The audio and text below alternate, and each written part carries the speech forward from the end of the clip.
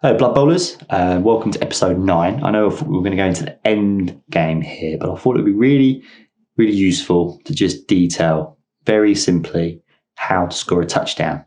Of course, you're going to have to go through all the previous episodes to get a gauge of how that might be possible over a 8-turn drive or a 4-turn drive, but I just want to really quickly detail the simplicity of moving a player into the end zone and what that means for those players.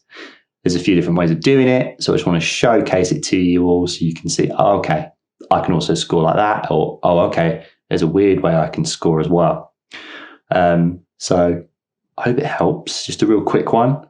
We'll get to the pitch. Okay, guys, so this is a pretty simple little thing, but I think it's worth detailing. When you're scoring a touchdown, all you need to do is get one of your players that's in possession of the ball into this end zone. So at the opposite end of the pitch from where you set up in your opponent's territory, you need to get one of your players into here. It's only 1 square wide, so players can move through it. However, if a player moves into it with the ball, it is a touchdown. You can't just say, oh, I'm not going to score now. If you're in that zone for any reason, it's a touchdown, and your turn ends effectively, and you set up for the next drive. So let's just detail some ways in which a player can score and what that means for him. So we've set up a little bit of a play here. There's a bit of a mess at the moment. The Black Hawk defense has been blown wide open, and we've got the catcher here in possession, and it's the Elf's turn. So they've decided, you know what? I'm just going to score, and all they need to do is move into this end zone. 1, 2, 3, 4, 5, 6, 7, 8. Movement 8, nice and zippy. That would be a touchdown for that player, and it's worth noting for that player that they have scored the touchdown because they get 3 SPP every time a player scores, which they can use to get skills and all that kind of stuff. So moving in to the end zone is the normal way of scoring. It's worth noting as well that, let's say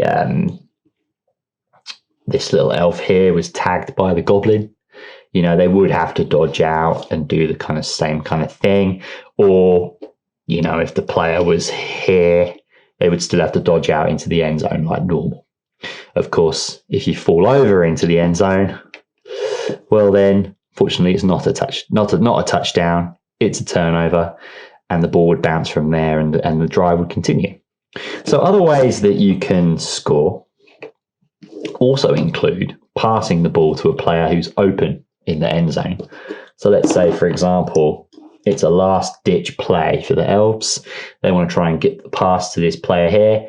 Our thrower who's in possession is going to dodge away and then attempt to pass the ball into the end zone like this. No deflections available.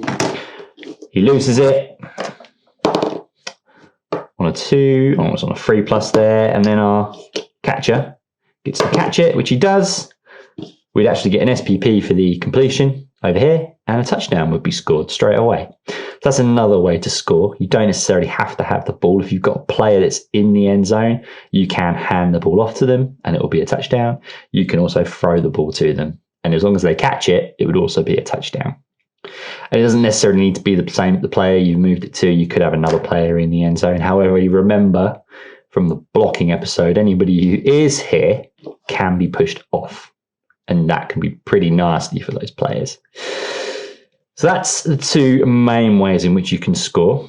You can also throw a player into the end zone. It's very difficult to do.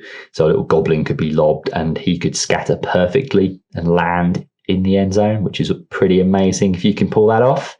It's also worth noting that, let's say we had a little situation here where, make sure that we can see this on the screen.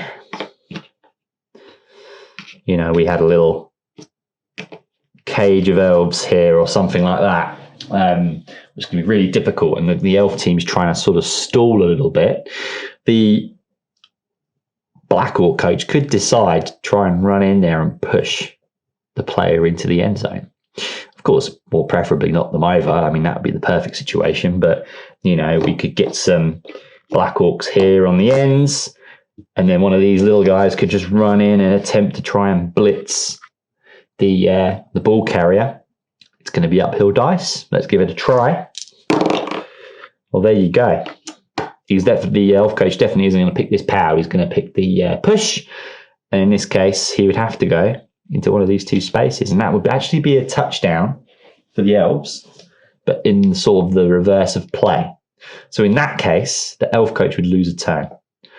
Very rarely happens. Sometimes players get forced into scoring by a well-placed hit or a well-placed blitz. So worth considering that normally that would be it would be the elves coach next, but because they've scored in the other player's turn, they effectively lose a turn. So worth remembering that. Just really quickly before signing off, it's always worth, I think, keeping a little track of your touchdowns. So we've obviously scored here with the elves. Just at the top of your dugout here is 1 to 8. All you need to do is just move one of your counters to the 1, and you can move that along the more and more you score during the game. Great way to keep track. Well, I hope that helped. I hope you score as many touchdowns as you desire. I hope you scream it at the top of your lungs as well. And hopefully we'll be able to score some in real life soon. Bye.